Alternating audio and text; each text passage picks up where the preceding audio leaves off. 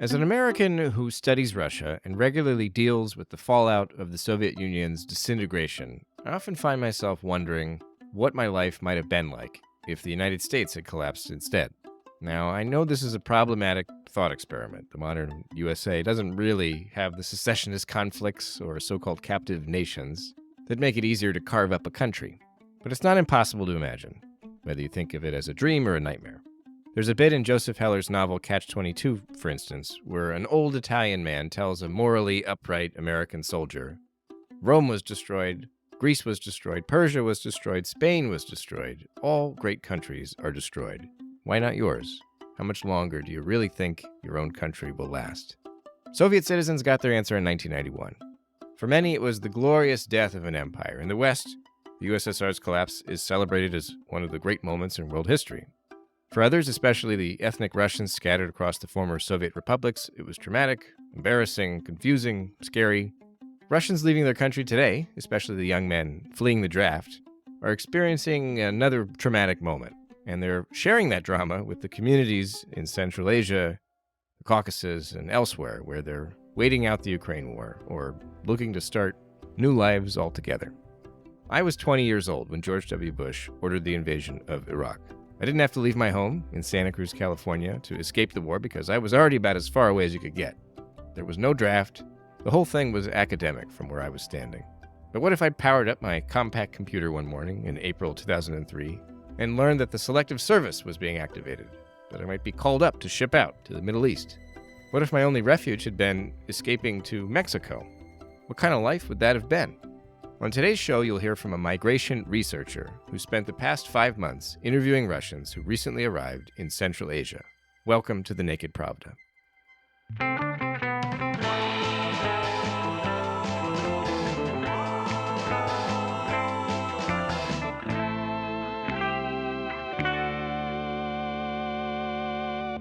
Howdy, folks. Welcome back to the Naked Pravda. I'm Kevin Rothrock, the managing editor of Meduza's English language edition.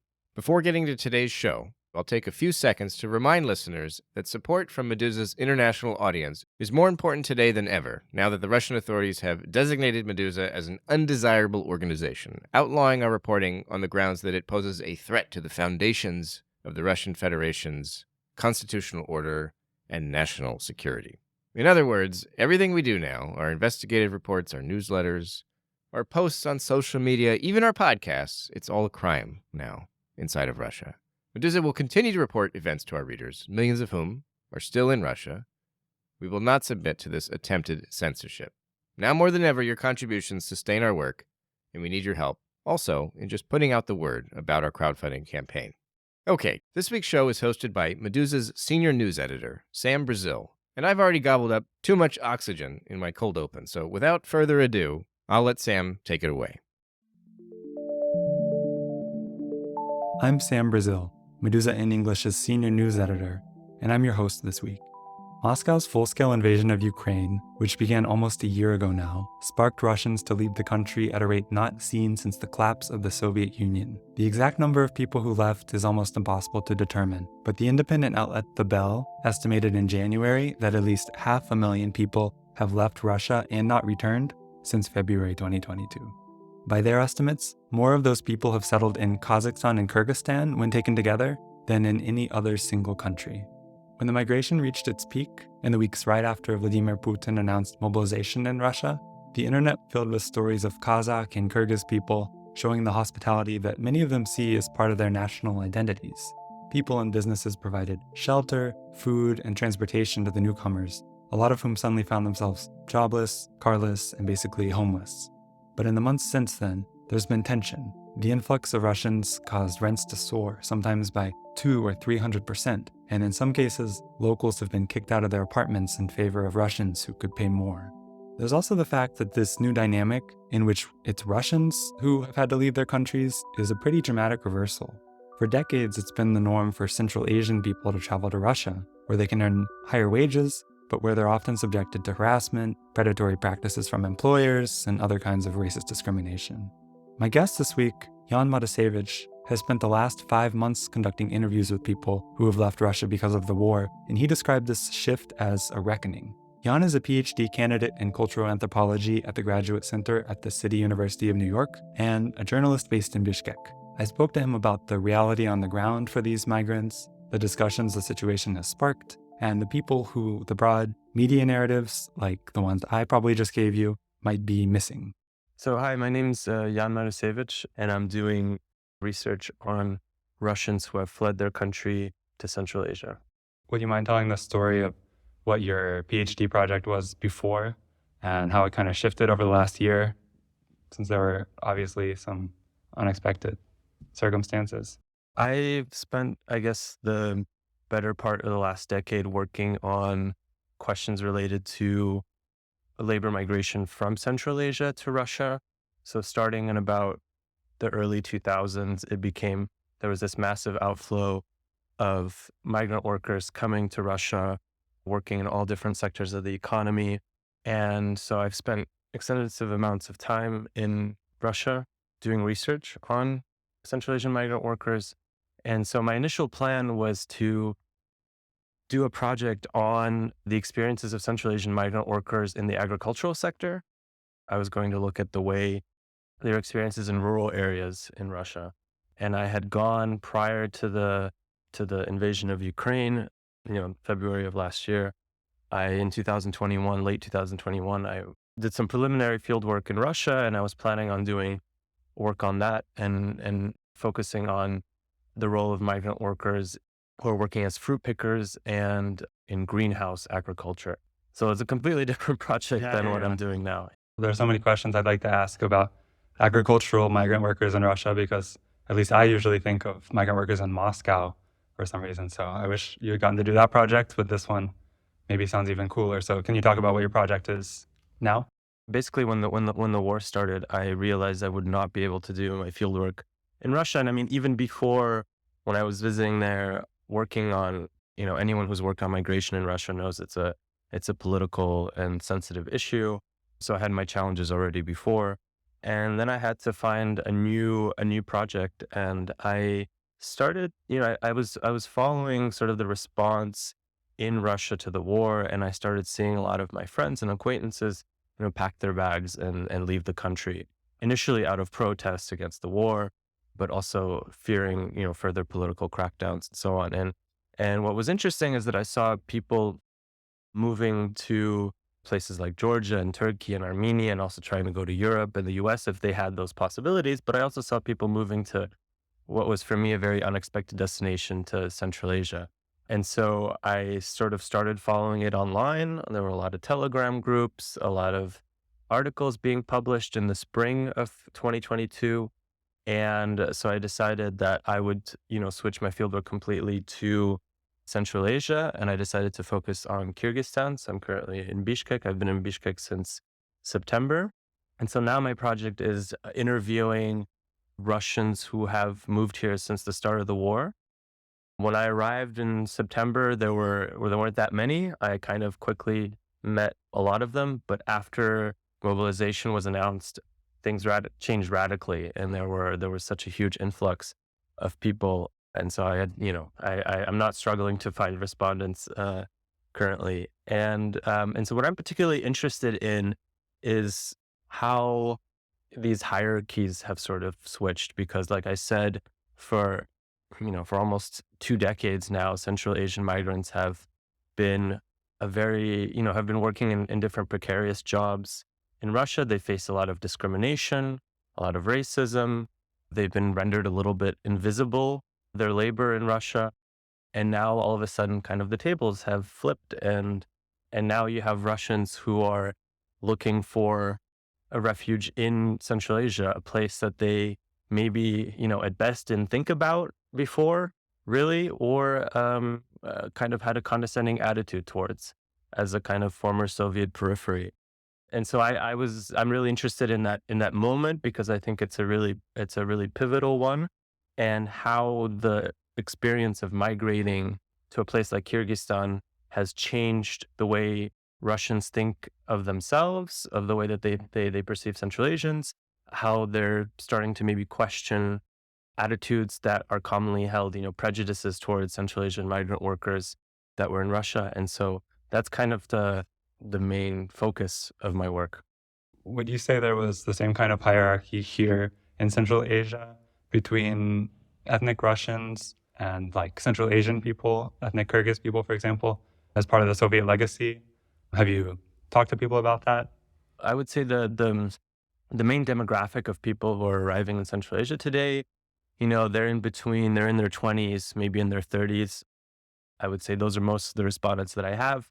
And so they were born at the very end, they didn't catch the Soviet Union. And so a lot of them are not very aware, I would say, of the history and of the interethnic relations that were here before. So it's all kind of new to them when they move here. For many, it was actually a shock. They didn't realize that there were still, for example, ethnic Russians in Kyrgyzstan, a lot fewer than there were during the Soviet Union, but there's a local Russian population. And so that's kind of a separate dynamic there. And so, yeah, I mean, an example that I like to give to kind of, for people who don't know much about the post-Soviet space or Central Asia or the relations, historical colonial and then Soviet relationship between Central Asia and Russia, imagine that this is a purely kind of fantasy hypothetical scenario, but that something happens, let's say in France, and all of a sudden you have all these young French men who are moving en masse to Tunisia or Morocco or to another former French colony, and imagine what kind of tensions that would bring with it. It's kind of difficult to imagine. So it's a similar, I mean, obviously parallels are always a little bit problematic, but I think it's a good way to kind of imagine what a monumental moment we're kind of living through, right? That before the war, nobody in their wildest dreams could have imagined something like this. And so I think I'm looking at this, I think it's a historical moment that I kind of want to witness. And I think we can also learn a lot about the history of the relationships between the two places. And I think I think it's going to be interesting to see how this plays out sort of over the long term. Mm-hmm.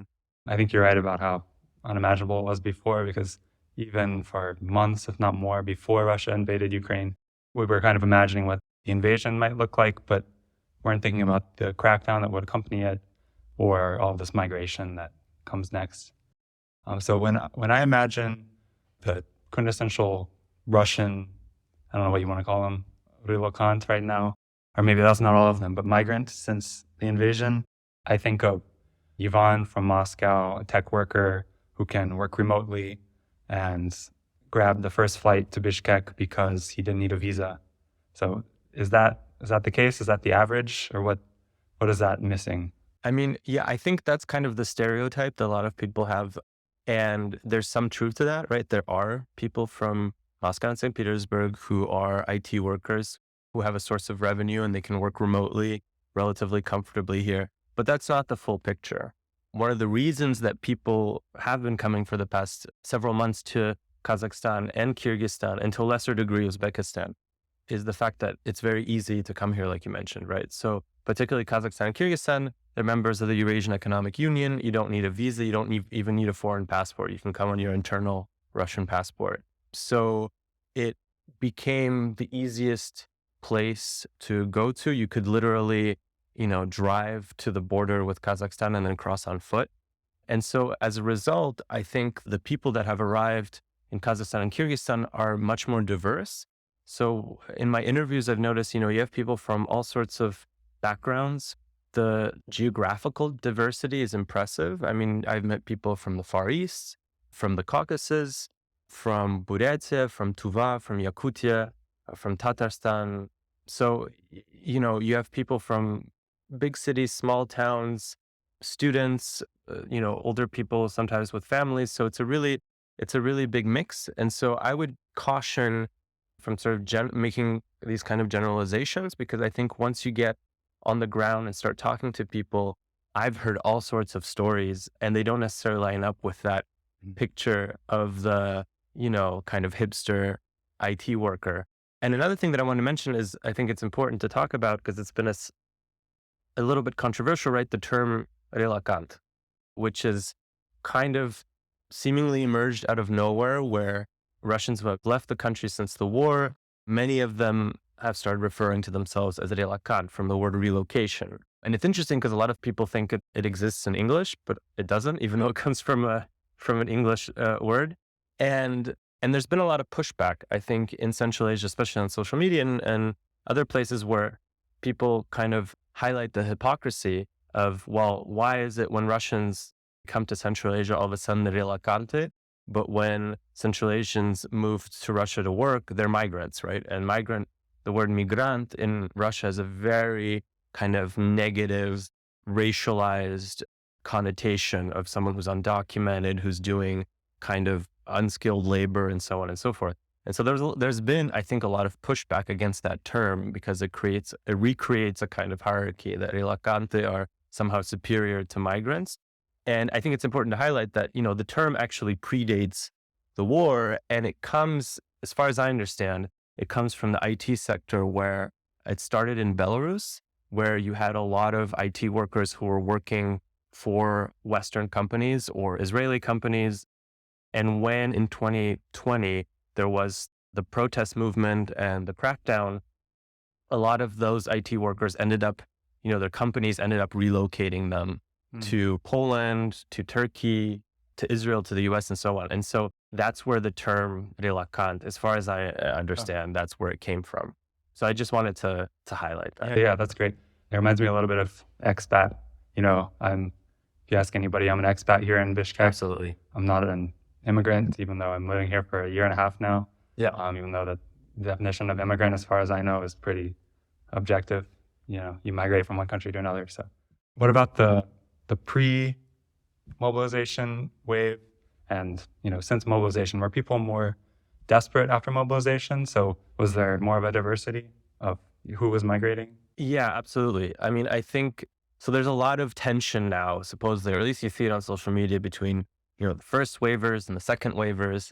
And there are kind of clashes online and in Telegram groups between them. But basically, I mean, this is a little bit of a generalization, but those who came to Central Asia right after the war began at the end of February, they tended to be politically active in Russia. So they felt like they could potentially be under threat, right? Or they maybe participated in some of the initial protests and were fearing that they were going to be detained at some point.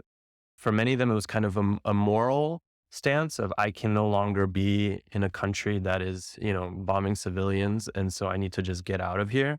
So yes, I would say that the first wave that came to Kyrgyzstan and Kazakhstan, they were kind of more conscientiously against the regime. And it was a very, they maybe had also a little bit more time to plan it. So some of them would come, open a bank account, find an apartment, and then slowly bring their families or pets and belongings over.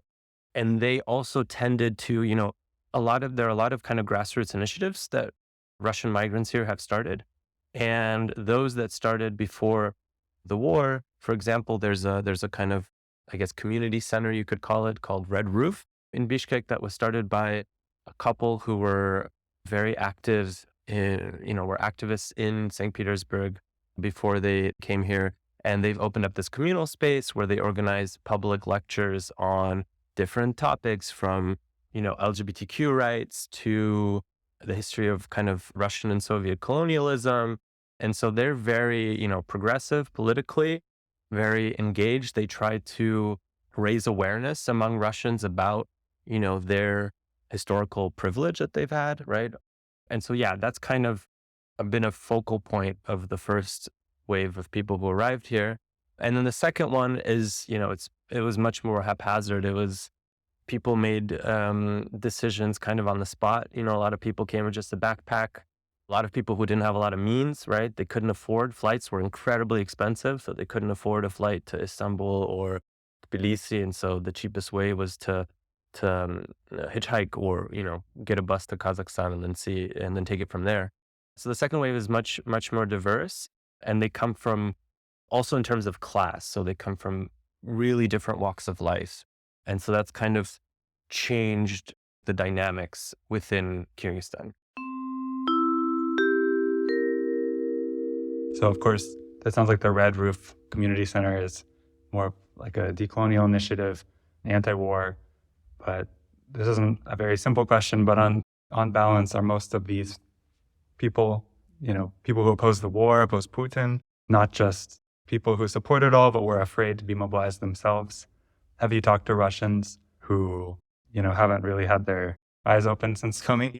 Well, I think I would say mobilization was a shock, and it kind of jolted people into a certain degree of awareness. I mean, if you have to, if your life is on the line, and that's how a lot of them see this, right?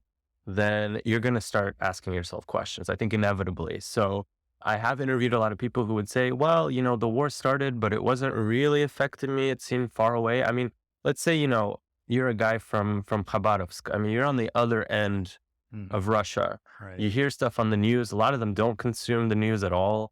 And so it wasn't really affecting them until this mobilization drive was announced. And then sort of things clicked into gear. And that's that's what I'm interested also in terms of capturing this ethnographically, is I think people are absolutely having very difficult but interesting conversations. A lot of people that I've talked to will tell me, well, I was kind of apolitical. Yeah, they would admit it. I stayed out of it. But now that they've had to leave their country, they're starting to have to think about it. And there's a lot of debates online, and so I think it's not as simplistic as being pro or against Putin necessarily.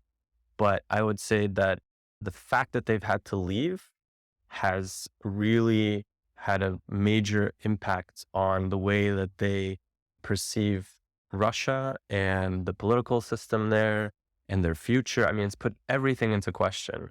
And you notice also that as soon as people are outside of Russia, they're more willing to have discussions that they wouldn't feel safe talking about while they're in Russia. So I feel like there are conversations happening, there are engagement, there are arguments also. People are clashing over this. There are people, who came during the first wave who perceive the second wave people to be opportunists, who were not politically engaged, who were blind, so to say, before.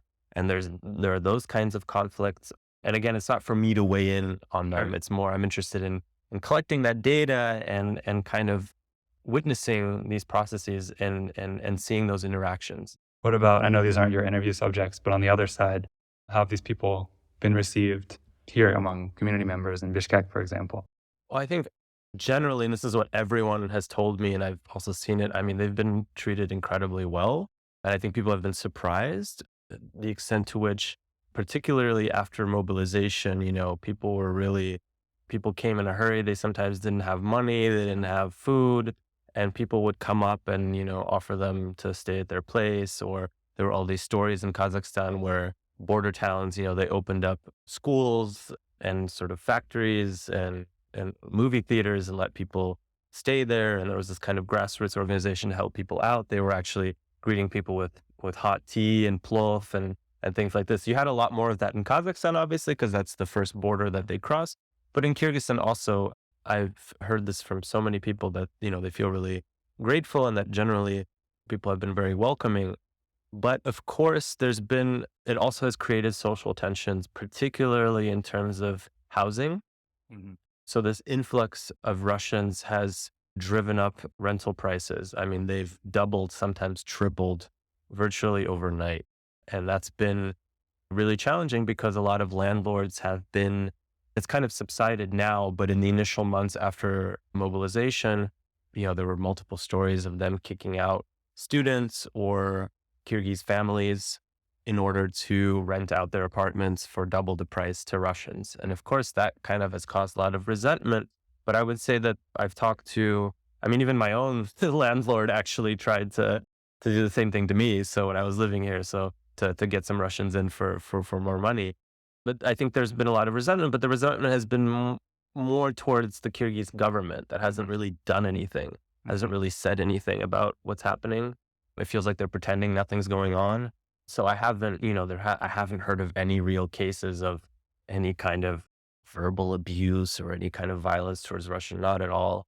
But it has obviously created some tensions. Now, there's also, I think you see it a lot more on social media, that there is, how should I put it? On social media, you see certain, Kyrgyz users who are very active on some of these networks who share stories of Russians being inconsiderate or saying disparaging things about Kyrgyz people, about Kyrgyz society, about life in Bishkek, and sort of complaining about having to be in a quote unquote developing country and things like that. And so a lot of Russians have been called out for that on social media. And that's like, you can see it. I mean, it gets retweeted a lot and there's a lot of discussion about this. But I think that tends to happen on social media. I'm interested. I follow that a little bit, but it's not necessarily the focus of my research, because I think you have to distinguish between kind of the social media bubble and then what happens in society more broadly. But yeah, I think there are certain, obviously, circles, I think more intellectual, let's say in Bishkek, they know the history. Right. They are very aware of how rampant sort of xenophobia and racism and kind of an imperial mindset is in Russian society. And so they don't hesitate to call out Russians on this. And I think it's perfectly understandable. I mean, for the last 20 years, Central Asians have been just seen as, perceived as just cheap, expendable labor. That's it. And then prior to that, there's the whole Soviet legacy of repression against non-Russian minorities here, and then the Russian colonial history on top of that. So there's a lot of that history that plays into it.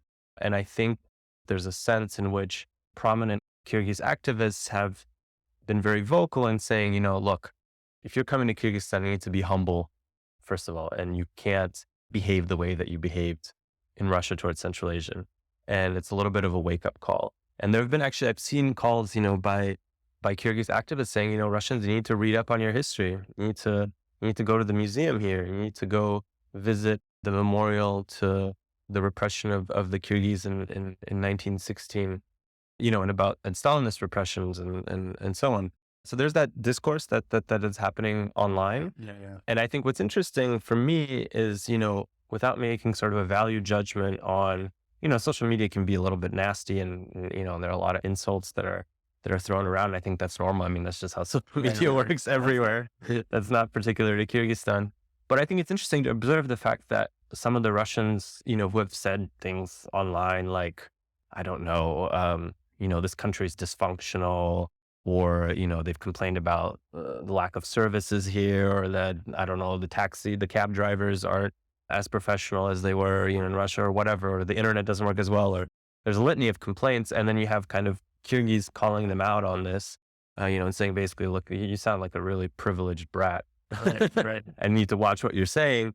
And I think what's interesting for me, the dynamic that's really interesting is that actually I've seen a lot of these, obviously these are anonymous accounts, so I don't know who these people are most of the time, but they've had to make apologies, right? They've had to apologize and say, look, I'm sorry. I made a mistake. I didn't mean to offend. And I think the fact that, you have Russians now apologizing for coming across as insensitive, as prejudiced, as kind of not checking their privilege, quote unquote, that in it of itself is already like kind of incredible, because that wouldn't have happened before the war, right?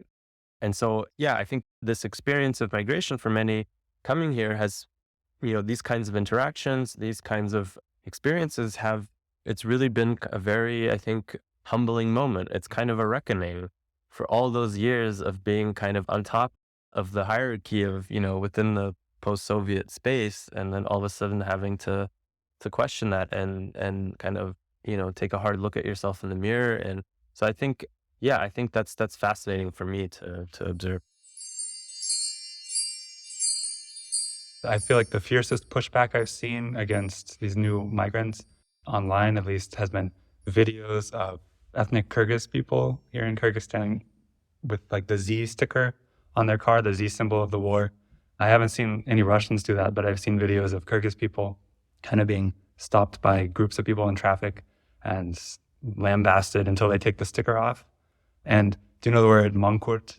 I don't know if this comes from the Chingiz Aytmatov novel, Day Lasts More Than 1,000 Years, or if it predates that, but it's kind of a legend, I'd say, of this man who's kidnapped by a group of like fierce warriors, like a different tribe, and they take some animal skin and they wrap it over his head, and it stretches his skull so tightly that he kind of forgets who he is. It kind of gives him brain damage. And then later in the story, his mother finds him after like years of searching, and he doesn't know who she is. So the term mankurt kind of refers to forgetting who you are as a Kyrgyz person or maybe as a Central Asian nomad, because I guess in that story the characters are Kazakh, but Kyrgyz people use the term a lot. So anyways, I've seen that term applied to these Kyrgyz people who go work in Russia and come back and try to use these, worse than chauvinist symbols, but these symbols of like Russian identity, because they're proud of it now. They see themselves as better than their Kyrgyz relatives here.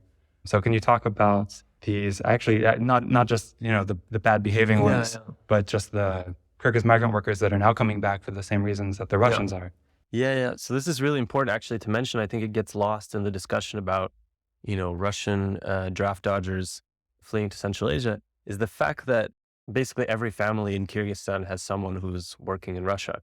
And so a lot of them over the past couple of years, they've managed to get Russian citizenship.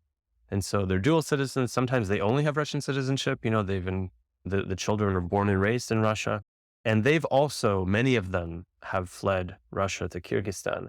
And that often, it doesn't get portrayed in the statistics because they maybe have a Kyrgyz passport as well. So you don't really see necessarily those numbers, but it's very significant. My estimates would be probably just as many Kyrgyz migrant workers with Russian passports have maybe returned to Kyrgyzstan as there are sort of Russians who have come back.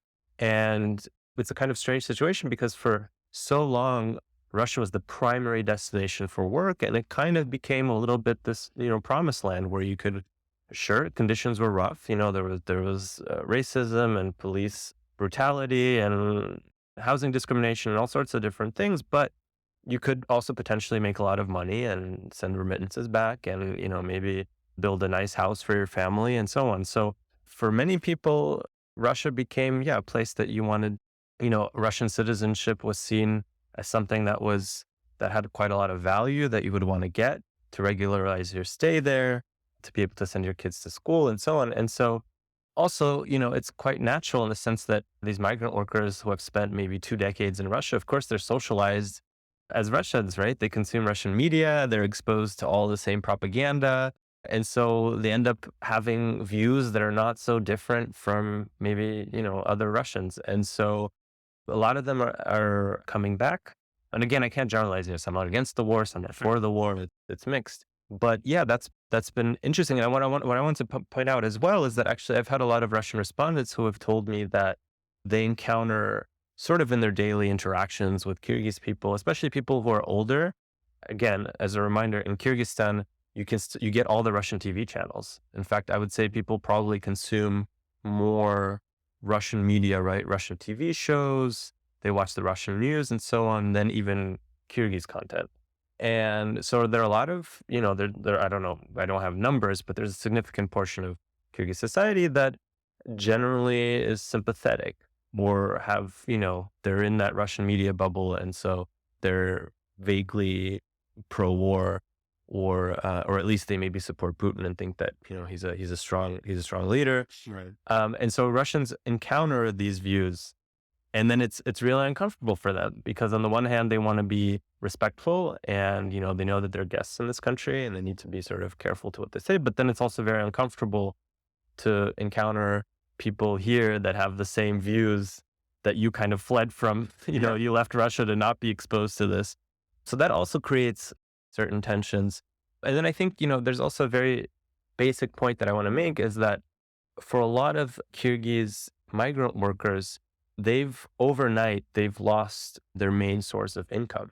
So a lot of these men, a lot of their families here in Kyrgyzstan pressure them to leave the country, especially if they had a Russian passport. But even those with just Kyrgyz ones, there have been stories of Kyrgyz citizens getting somehow drafted either by force or tricked into signing a contract and to fight in Ukraine. And so they've come back to Kyrgyzstan and now they're sitting and, they don't have a job. The remittances aren't coming in. Some of them are living with their parents. They're a little bit bored. Right. And they miss Russia in the sense that, they don't necessarily miss Russia as this wonderful place to live, but it's what they know. And they had, money and income, and now they're scrambling to find alternatives. So they're, trying to see, can I go become a fruit picker in the UK, or can I go work maybe at a resort in Turkey, or find job at a factory in South Korea? And so I think that's also been a part of the social tensions that it's created in Kyrgyzstan. Do you want to describe this fruit picker in the UK situation really briefly? Yeah, well, I mean, that's just one example. Yeah. So the UK has signed an agreement with Kyrgyzstan to recruit several thousand workers every year to go work on farms in the UK, because since Brexit, they've basically lost all that cheap labor from Central and Eastern Europe, and so they're trying to find workers elsewhere. And so there was already a group who went last year, and then they're in the process of recruiting a new group. And there was just in Bishkek a few days ago or last week, they had an office where you could sign up to be recruited, and there was a little bit of a stampede. And a lot of those people are, used to work in Russia and are now trying to find another destination.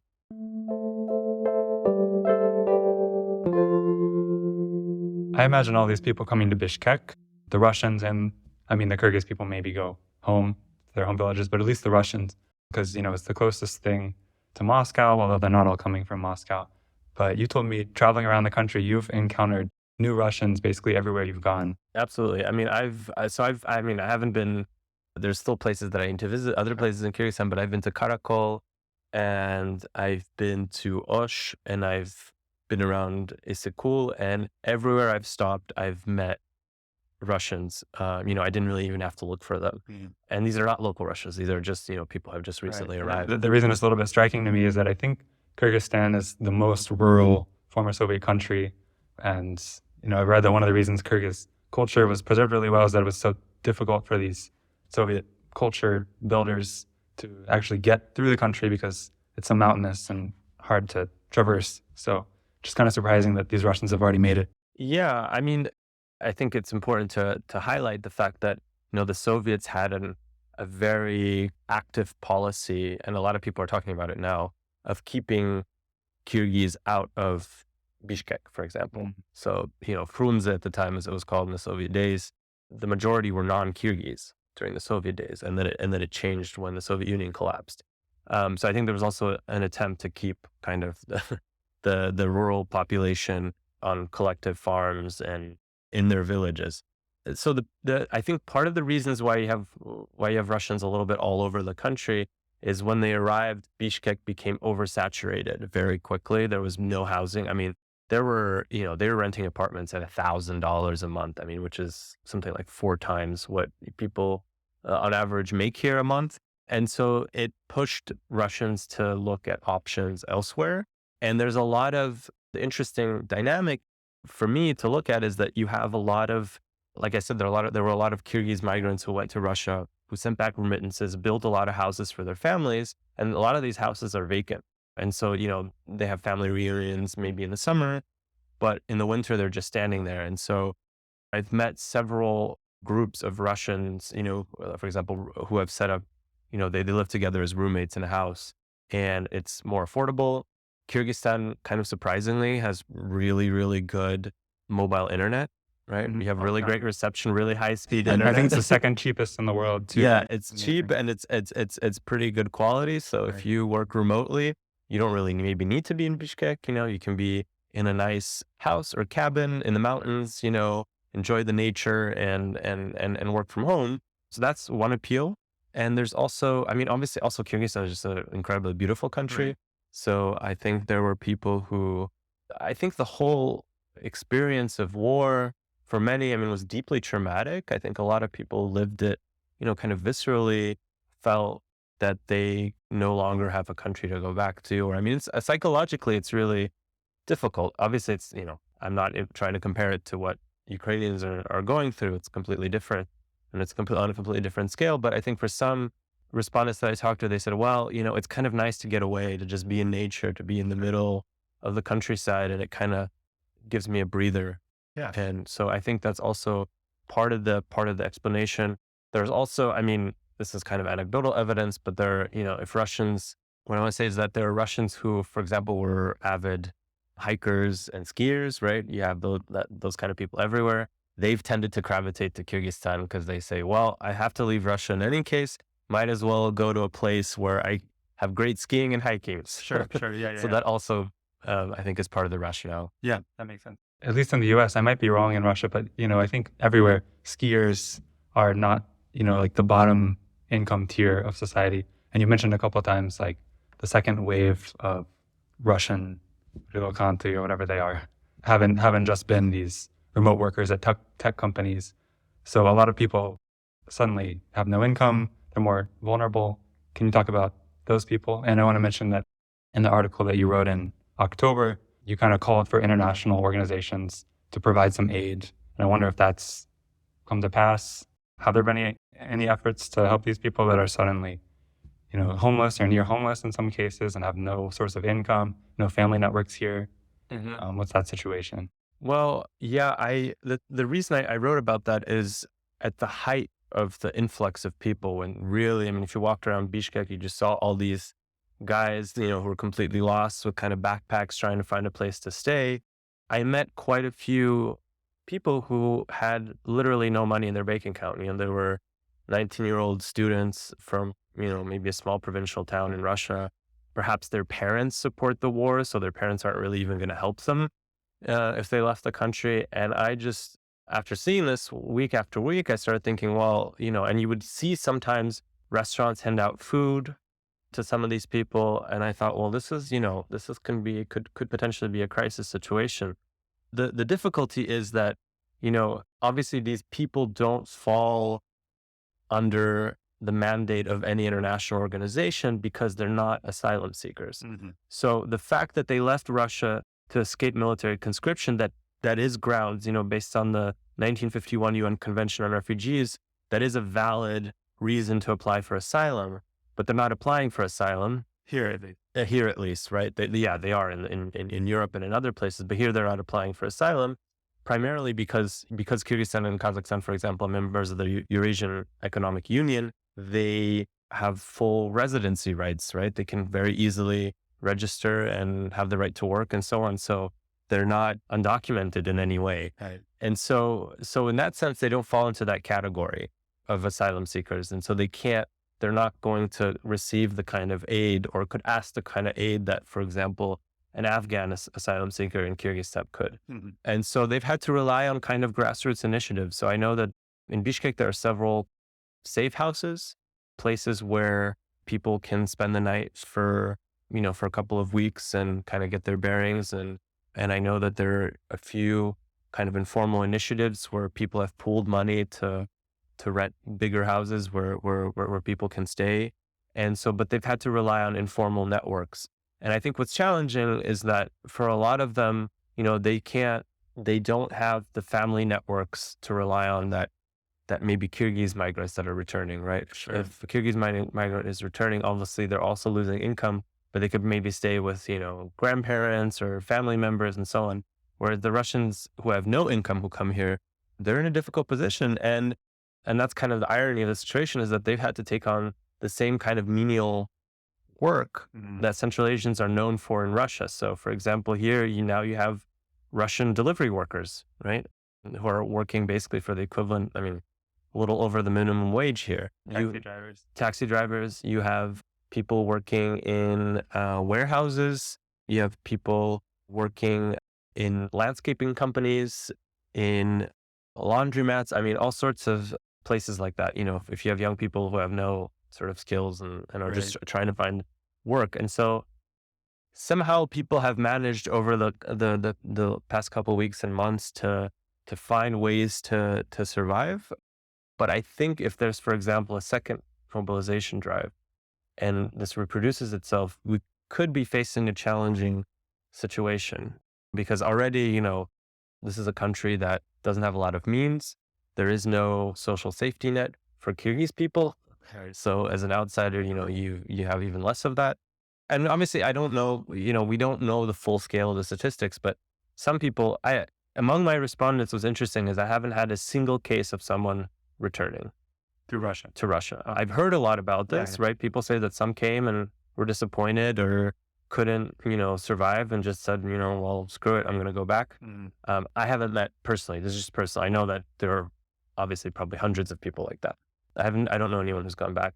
And then some people have moved on, right? If they managed to if they had a foreign travel passport, or a lot of people are kind of also shuttling in between countries. So they'll spend some time in Kyrgyzstan, then go to Kazakhstan, then maybe go to Armenia, then come back, and sort of, so there's a lot of movement, and people aren't settled yet.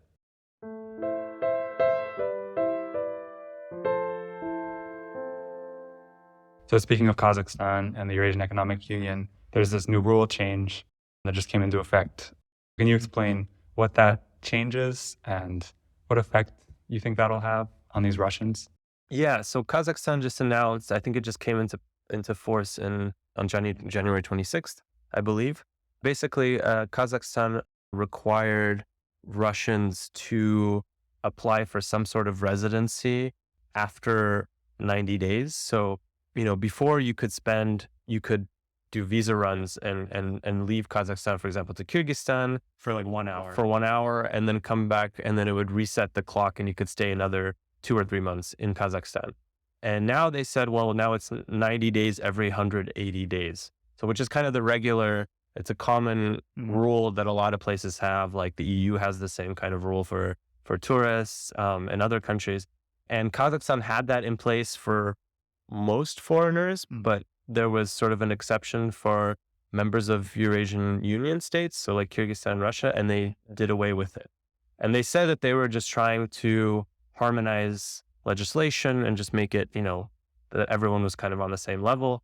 But it was perceived among Russians who were in Kazakhstan as kind of a stab in the back that Kazakhstan was trying to push them out. So basically, I think my understanding of the rationale behind it for the Kazakh authorities, I think, is to try to regulate this population and also get them to, for example, pay taxes in the country, because a lot of them are working remotely and they're just, they're de facto living in Kazakhstan and just going outside and coming back in. And this kind of pushes them to apply for residency, get a tax number, and, be fully kind of residents of Kazakhstan. So I think there's a question of control, but also revenue that I think is important for Kazakhstan.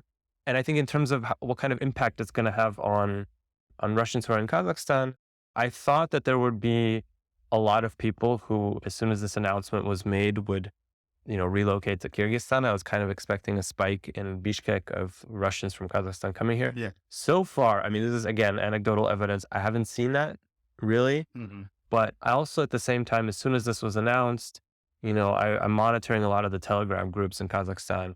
And basically, so in order to establish residency in Kazakhstan, if you're a Russian citizen, and actually Kyrgyz now that, they're lumped together now, you have to register with your landlord where you live and have a valid work contract, which is a hurdle. Yeah. But there also, I just saw that there were instantly all these middlemen popping up, offering you kind of a real/fake work contract, so that you could get your documents.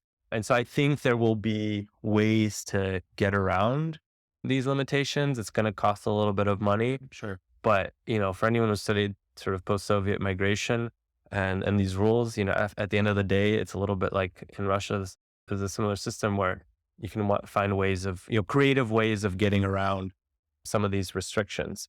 But but I also, it's also been interesting to look at kind of the response on social media among Kazakhs, where people have said, well, look, now you get a taste of your own medicine, because, migrant workers from Central Asia have had to go through hell to register themselves. It's a constant battle to have all the different documents in order to be able to work and live in Russia. And so there is a little bit of schadenfreude, definitely, among Central Asians to see Russians struggling and having to deal with, kind of post-Soviet migration bureaucracy that they were probably not even aware of before.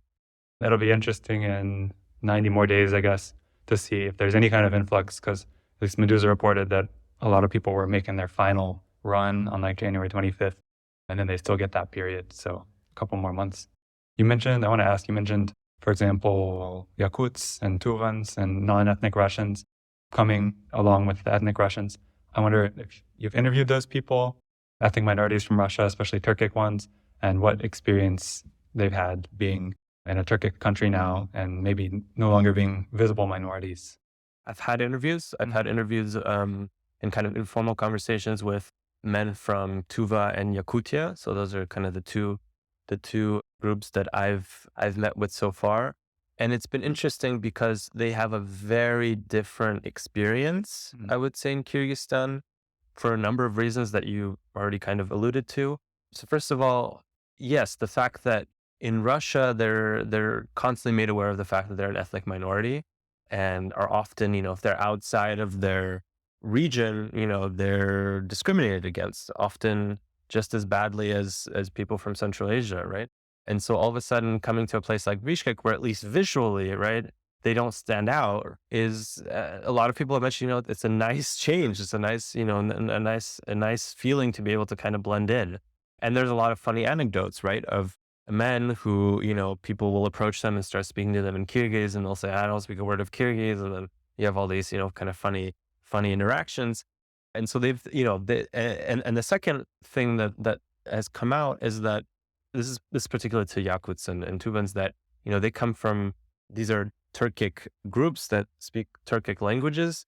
And so all of a sudden when they come to Kyrgyzstan, there's this kind of, I think, reawakening a little bit of, I wouldn't say it's not pan-Turkism, but there's a sense of, community that they weren't really aware of before. They never necessarily made the connection between Yakutia and Central Asia and a place like Kyrgyzstan, right? That the languages are relatively similar.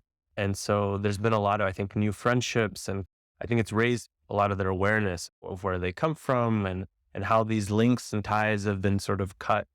And so that's one thing. And then the third thing is that I've noticed from talking to men from, and these are predominantly men, I've also met women, but it's mostly men from those regions, is that, they've experienced mobilization in a much more intense way than most of the ethnic Russians that I've met. Because, especially if they come from rural areas, they've told stories, and obviously the media has talked about this extensively, that the Russian authorities, it seems, are, explicitly trying to recruit and mobilize ethnic minorities more, and they're being kind of used as cannon fodder. In Ukraine, there's a lot of evidence for that.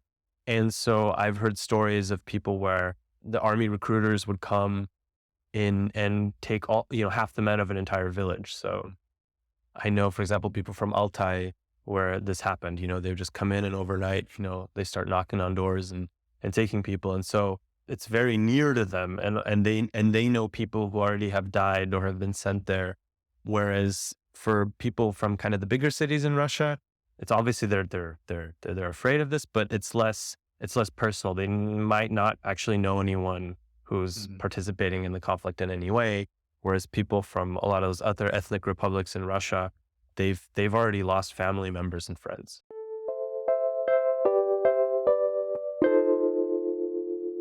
There's a lot of paranoia, generally speaking, among the Russian exiles that are now in Central Asia, in Kyrgyzstan and in Kazakhstan, that at some point they might be deported back to Russia for avoiding the draft.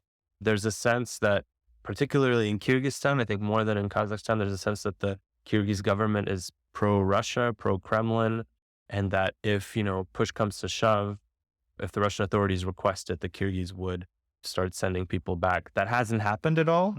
I think a lot of that fear is, more paranoia than necessarily based in reality, but there have been a number of cases now that are quite troubling and that have caused a lot of panic, I think, among people here. So one case is in Kazakhstan, where there was an FSB officer, Mikhail Zhilin, who fled mobilization in Russia, moved to Kazakhstan, and actually applied for asylum, which is a very rare case. Not a lot of people have done that. I guess he applied for asylum for protection. It's unclear, but the Russian authorities ended up asking for his extradition, and the Kazakhs arrested him and sent him back relatively quickly. And we haven't, he hasn't been heard since, probably been detained, and, we'll probably face extensive jail time in Russia. So that was one case that was worrying, but that was an FSB officer. It's a little bit of a particular case, but high profile. But more recently, there's been another very kind of worrying precedent. A young guy who had been living in Kyrgyzstan from Russia, Timofey Lyushin, applied to organize a pro-Ukrainian protest in Bishkek. So in Kyrgyzstan, like in Russia, you have to apply and ask permission to organize a protest. He applied for it, and before he could even organize it, he was called in for questioning by the Kyrgyz security services. And it's unclear kind of what happened during that discussion, but they basically said, look, we're going to charge you with inciting interethnic hatred just for applying to do this because you're trying to, sow discord, and they didn't want to have any of that. And basically he had a lawyer who was present there who told him, listen, you need to get out of the country. And he has since gone to Kazakhstan. I think he's on his way to Moldova. But that's a scary case. I know that a lot of people are discussing that on Telegram and so on, because this was not a high profile person.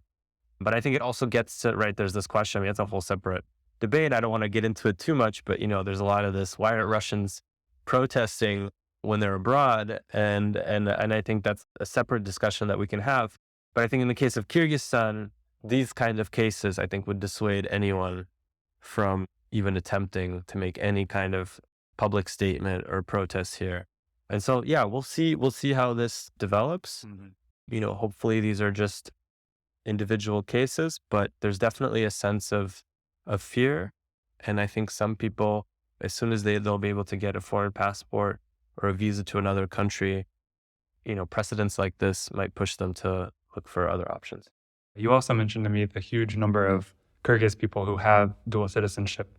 And there's now, of course, precedent for the Kyrgyz government revoking the citizenship of a person who was born in Kyrgyzstan who had dual citizenship and sentencing him to be sent to Russia.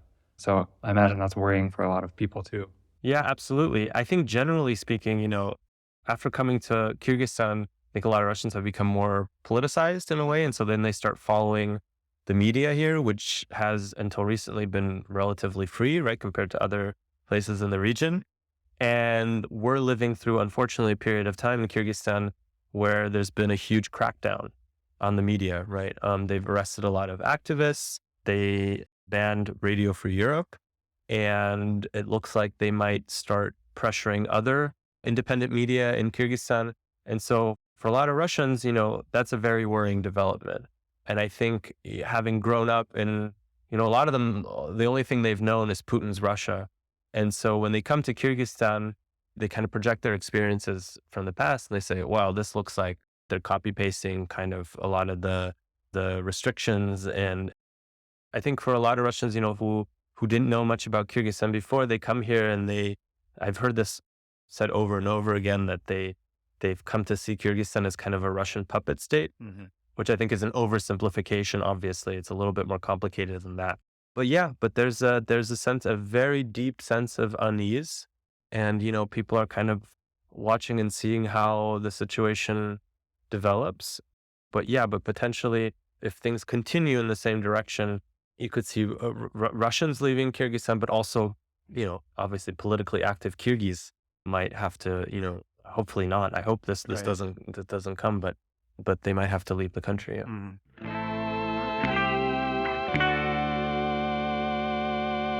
You've been listening to the Naked Pravda. Thanks for tuning in, and thank you for supporting our work at Medusa and for letting people know about it. Please put out the word. Until next week.